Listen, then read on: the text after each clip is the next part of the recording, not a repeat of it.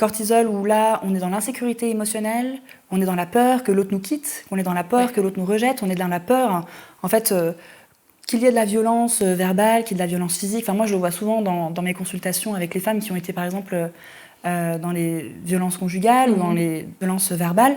Elles sont conscientes de ce qui est en train de se passer, mais elles n'arrivent pas à arrêter, en fait. Malgré la peur, malgré le fait qu'elles sachent que cette relation n'est pas bonne pour elles, elles n'arrivent pas à en sortir. Mais en fait, le cortisol plus les pics de dopamine qui se passent quand il y a des bons moments, quand il y a de l'amour, quand il y a de la joie, quand il y a de l'espoir, en fait, c'est...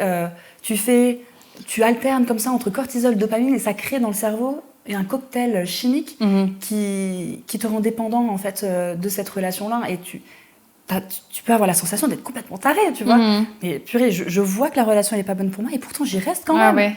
Mais qu'est-ce qui se passe? Qu'est-ce qui cloche chez moi, en fait? Et donc parfois, après, c'est pas dans l'idée aussi de se déresponsabiliser, mais c'est d'en prendre conscience que des fois, il y a aussi ça qui joue dans le cerveau, cette chimie qui fait qu'il faut passer par un sevrage.